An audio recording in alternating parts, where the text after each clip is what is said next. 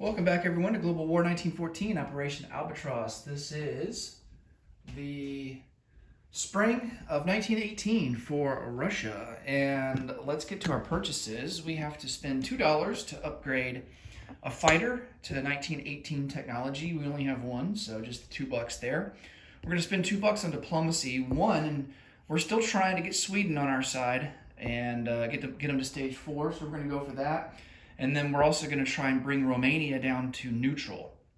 They're currently stage 1 in favor of Austria-Hungary. So that's going to require a 2 or less on a D12 die. Other purchases, we're going to go 3 infantry for $9, for $2, a militia, cash and carry an artillery for 4, and then purchase an artillery for 5. For technology, we're going to go for hurricane bombardment at a 7 or higher, and improved factories also at a 7 or higher. Try to get to stage 3 for both of those. So let's roll for the tech. All right, hurricane bombardment will be in the green, and we'll do brown for the factories. And we miss on both. All right. And for our diplomacy, let's go Romania first, 2 or less. That's a big time miss. And Sweden will be at a 3 or less. And that's a miss as well. All right. Bad luck with diplomacy continues. It's come to a screeching halt. Really ever since the war started. Okay, combat moves. Really, we only have one. Well, we've got 2. We've got convoy raiding here in the Baltic with this coastal sub, and then we've got a major battle going into Galicia. So I'm sending everything I've got from Grando province to Warsaw, to western Ukraine, and southern Ukraine into Galicia. Now in Warsaw, it takes 2 spaces to get to Galicia, but we have a Cossack there, so he's got enough movement to join in the fray. All right. I got everything on the battle board here already set up, but let's first roll for the convoy rating, and then I'll go over the battle board and what it looks like. All right, our coastal sub gets +1 modifier, and we do 2 points of damage. All right, so we max out that line.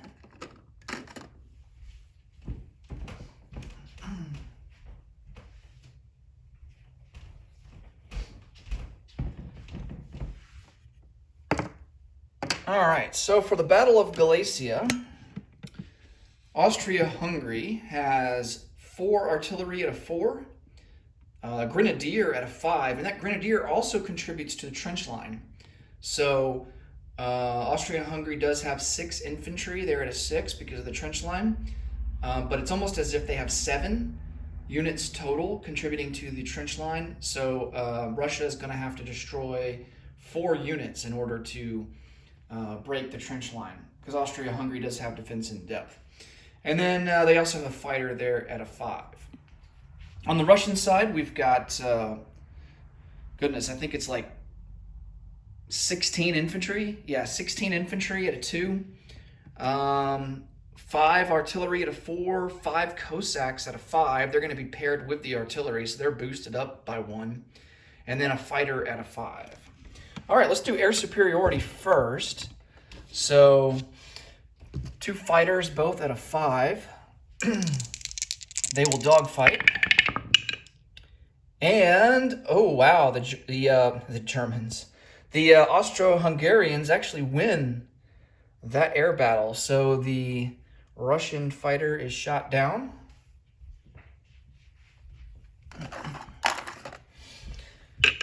Okay, now let's go to artillery first strikes.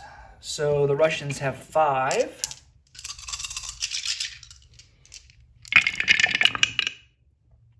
And they get 1 hit.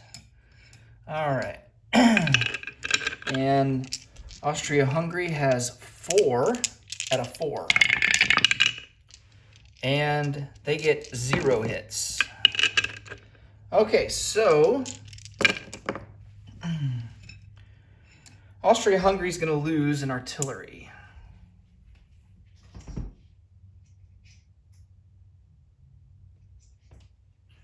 Or should I lose the fighter? I'm going to, yeah, Austria-Hungary is going to elect to lose the fighter. I know it sounds weird, like an artillery shooting a fighter down, like what the heck, but that shouldn't happen. But I mean, you know, the rules don't say that we can't, so I mean, now observation balloons are different. Observation balloons have to be chosen last as a casualty, unless if they are shot down by an enemy fighter. But fighters, I mean, you can take fighters as casualties anytime. So they're going to elect, and the Austro-Hungarian fighter is useless now because he can only do one combat role per battle. And he was on air superiority, and he shot down the only fighter that he was going up against. So there's really no other targets left for him. So now he's pretty much useless to us in this battle. And it's expensive. I mean, he costs like $7, but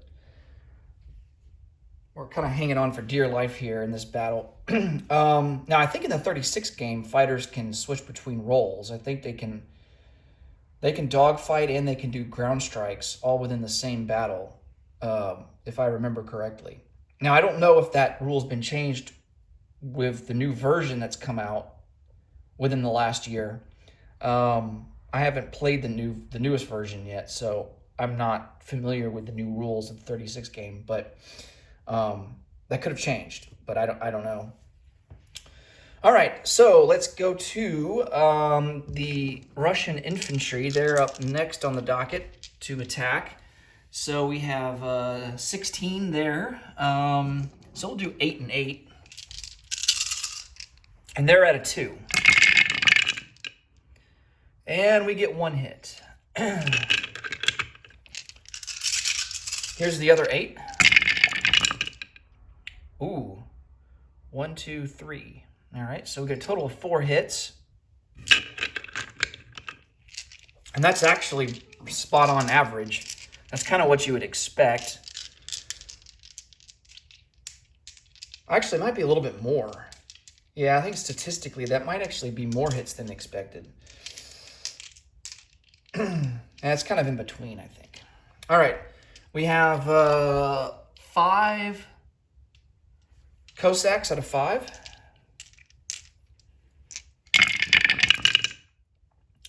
1, 2, now that's more than expected. 4 hits, so that will put the Russian total hits up to 8.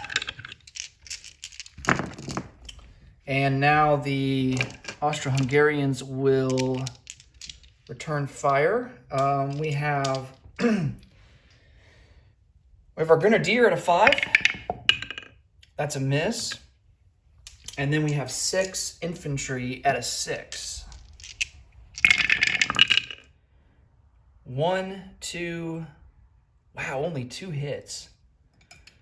Okay, so the Russians are going to lose 2 infantry.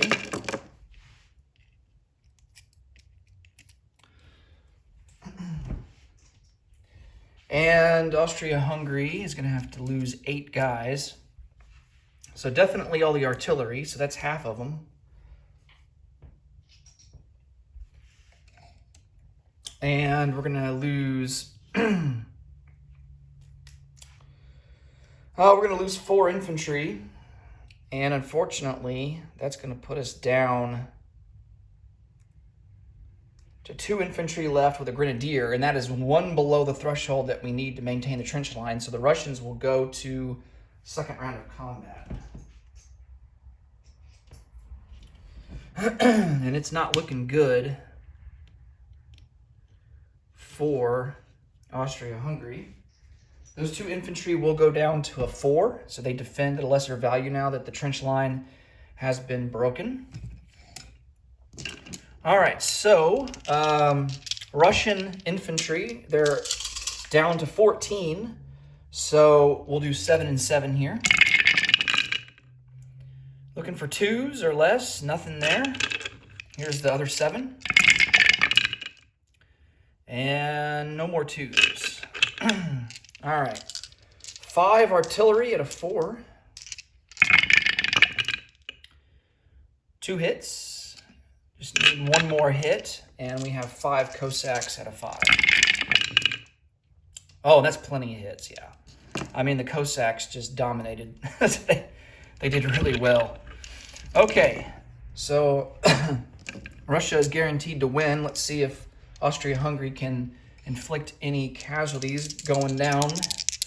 So 4, let's see, 2 infantry at a 4. 2 hits, wow. Okay, and then a grenadier at a 5. And that's a miss. All right, so the Russians will lose 2 more infantry.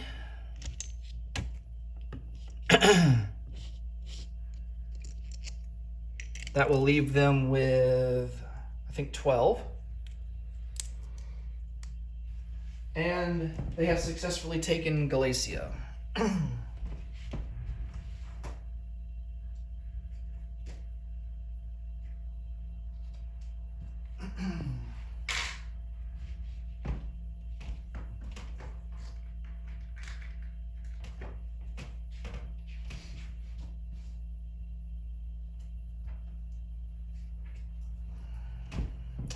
All right. Gonna get the board updated here real quick.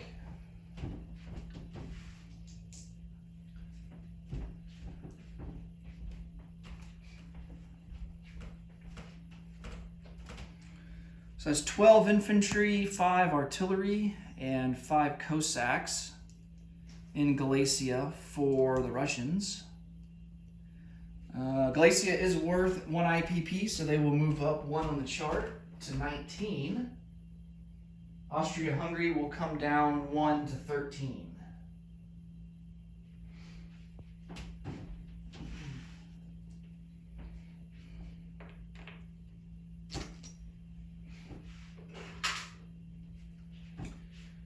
And Russia will get a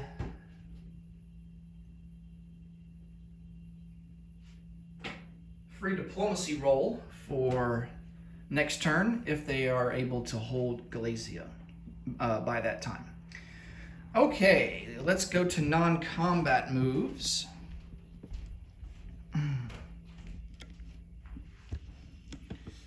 We're going to rail an artillery from Kola.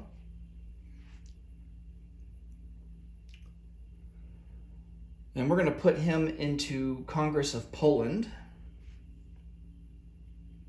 So we now have 3 artillery in Congress of Poland.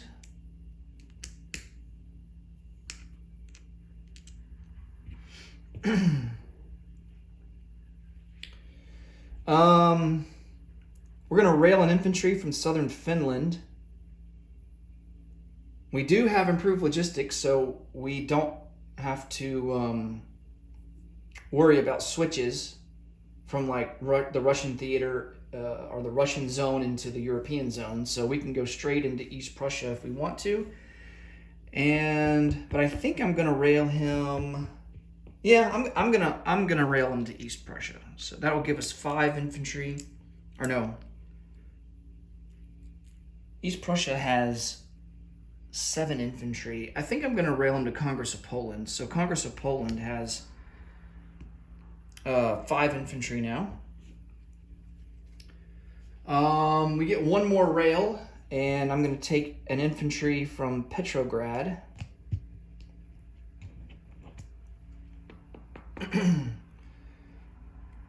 And I'm going to send him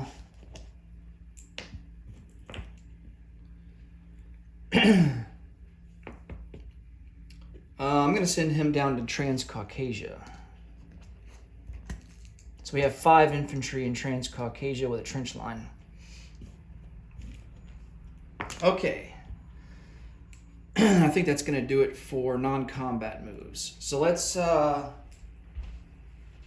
place some units.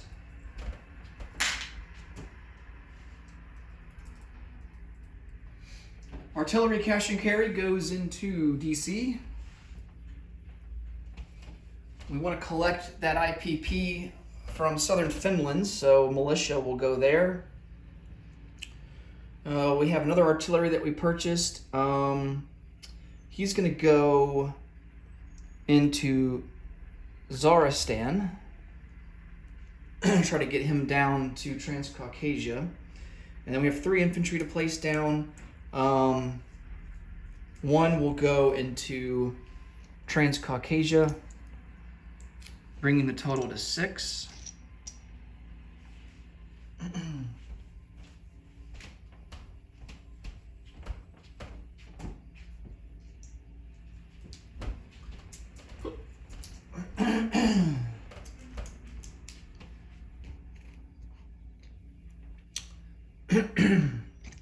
And then 2 more infantry to place down. One will go into Congress of Poland. So we have 6 in there now as well.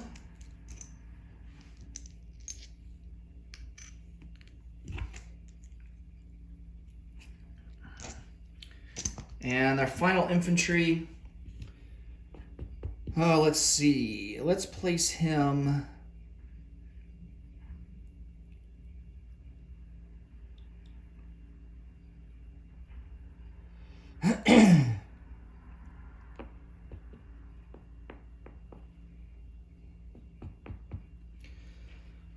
let's place him into North Caucasia. I want to start focusing on that front there a little more with the Ottomans. Okay. Let's go over and collect some money. We don't have anything left in the bank.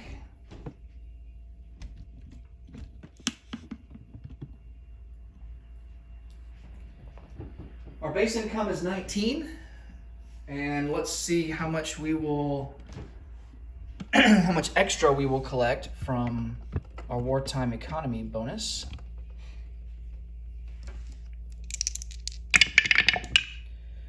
Nine, okay, nice. I'll take that.